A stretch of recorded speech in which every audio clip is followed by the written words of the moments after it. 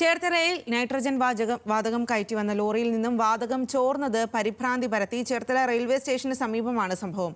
അനുമതിയില്ലാതെ എത്തിയ മഹാരാഷ്ട്ര രജിസ്ട്രേഷൻ വാഹനത്തിന് MVD പിഴയും ചുമത്തി.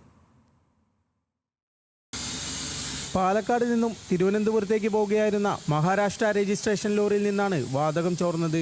ലോറിയിൽ നിന്നും അമിതമായി വാതകം ചീറ്റുന്നത് യാത്രക്കാരുടെ ശ്രദ്ധയിൽപ്പെട്ടിരുന്നു. ഇതോടെയാണ് പരിഭ്രാന്തി പടർന്നത്. സംഭവം ശ്രദ്ധയിൽപ്പെട്ട നാട്ടുകാർ ചേർന്ന് ലോറി തടഞ്ഞു. പിന്നാലെ അഗ്നിശമന സേനയെയും പോലീസിനെയും വിവരമറിയിച്ചു. സ്ഥലത്തെത്തിയ അഗ്നിശമന സേന വാതക ചോർച്ച നിയന്ത്രണ വിധേയമാക്കി.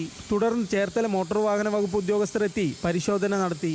വേറെ സേഫ്റ്റി പ്രശ്നങ്ങളൊന്നുമില്ല. കാരണം ഇത് കംപ്രസ്ഡ് നൈട്രജനാണ്, ലിക്വിഫൈഡ് നൈട്രജനാണ്. അത് അൺഹസാഡസ് ആണ്. ഇത് മഹാരാഷ്ട്ര വണ്ടി ഇൻട്രാ ഓപ്പറേഷൻ നടത്തുന്നതായിട്ട് കണ്ടിട്ട്, അതായത് കേരളത്തിനകത്തുനിന്ന് ലോഡ് എടുത്ത് കേരളത്തിനകത്തേക്ക് സപ്ലൈ ചെയ്യുന്നത് അത് ഇല്ലീഗലാണ്. അതിനാൽ ഈ വണ്ടിക്ക് ഏകദേശം ഒരു 48,000 രൂപയുടെ ടാക്സും പിഴയും കൂടി ചുമത്തിയിട്ടുണ്ട്. നൈട്രജൻ പോലുള്ള വാതകം കേരളത്തിലേക്ക് കൊണ്ടുവരാനുള്ള അനുമതി വാഹനത്തിനുണ്ടായിരുന്നില്ല.